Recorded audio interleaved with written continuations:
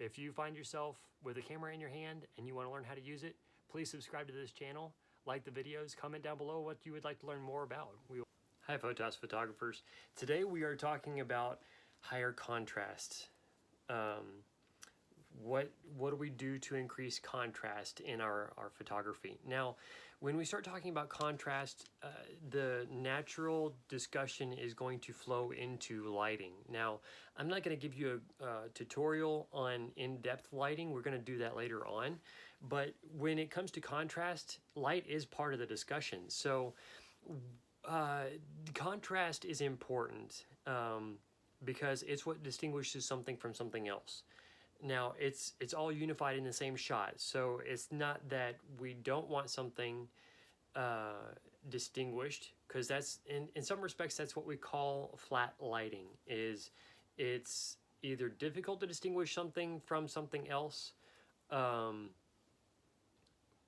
get into that later, but the contrast is very much about defining something so that it is separate and apart within the same context, but still something individual and very much its own object, something that's not tied physically to something else, but is something that is connected to everything else in the photograph. So the importance with lighting and contrast for photography is this very thing, that the reason we're going to highlight something in, say, a product shot, or highlight the physical features of somebody in a portrait, or we highlight a view of a scene, the contrast in the view of a scene like landscaping is the sunlight draws your eye naturally to the lit areas.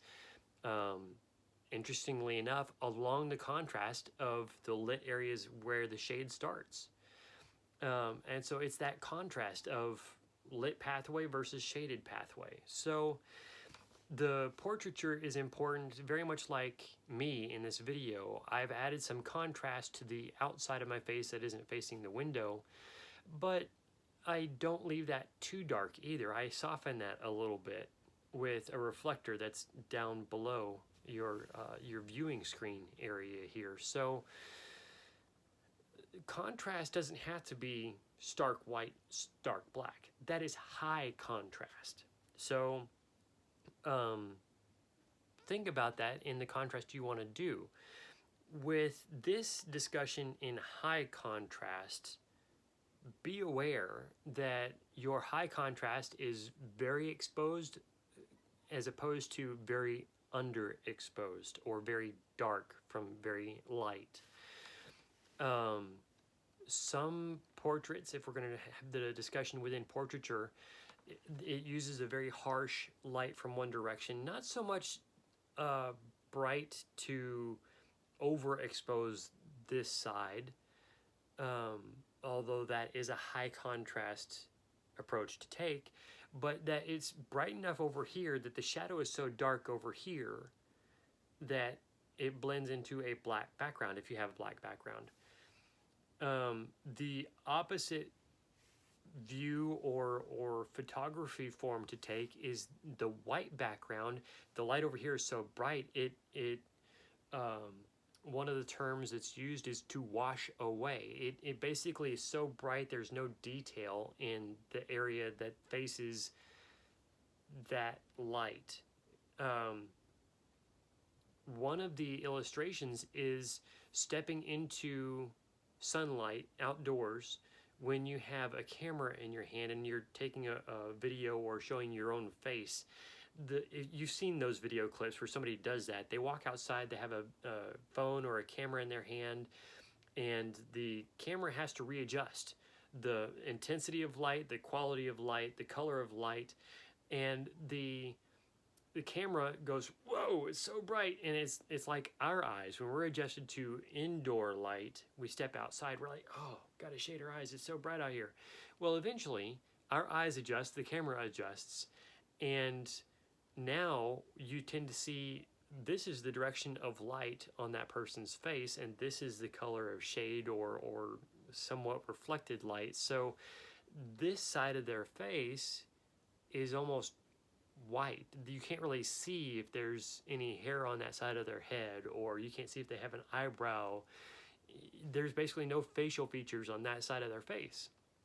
And so that's high contrast because the light is so bright or the shadows are so dark. High contrast, if you want to go in that very extreme overexposed and very dark underexposed to where there's very small line of properly exposed area, that's I would say that's more of a I guess some furniture. Well, I mean, unless it's a silver vase, you're going to want to have kind of flat lighting so that you get the intensity of the metallic, but you still get the quality of gray for the silver. Gold, you're still going to want to pull out that yellow. But it's like ceramic vases, it may be painted black, so they don't really want to see any reflection in the black. So it's going to need to be very dark. Anything that's reflected in the black of the color of that vase. And high contrast because let's take the idea of a vase, and so it's a rounded bottom and it curves out to the top. The color kind of runs diagonally across from the brim of the mouth to the bottom of the base, and so it's white up here and black down here. It's going to need to have something reflected black along the bottom outside edge so that it has a good clean black edge. But this side is going to have to be so white that there's no grays or anything else reflected over here in this part of the vase. So that's a high contrast situation. Not so much that it blows out or washes away the edge of the vase on the white side, but that would be a very high contrast photograph, so that you get the quality of the white without discoloring it, and you get the quality of the black with basically no detail in the color or the face of the vase, but you have enough quality in there also to see that the vase is a whole unit and it's not somehow acrylic to be see-through with a black background behind it. So there are games to play, quote unquote games to play, and ways to project and view the products that you're imaging so that you have the quality of transparency or the quality of the color, however it's designed. That would be a high contrast situation. It's really the quality of light and how the item is lit. But number two, it's you need to use a color to contrast to what you're imaging if it's a product. Sometimes you might need to use a middle, quote, middle color gray, something between 30 and 80% gray. And you may even choose to light that background so that it does contrast. It has a brighter gray in the center behind your product, and it gradients out to something that's dark or very, very black. And that would be your option for high contrast in a contrast of color, so that you have something that your object, or if you're shooting a portraiture, that your subject stands out in front of. But of course, always, besides the quality of light, the intensity of light for your high contrast shoots, you're gonna also want to make sure that you white balance, that you have that good quality of color in your images, and that your light isn't adding any distortion of color, and you get a good continued sharpened, refined contrast in your image. Thank you so much for watching. We appreciate your viewing these videos, and if you have any comments you want to add down below of something that you've learned in the video, or something that this video has brought to your mind, something you want to learn more about, please let us know down below.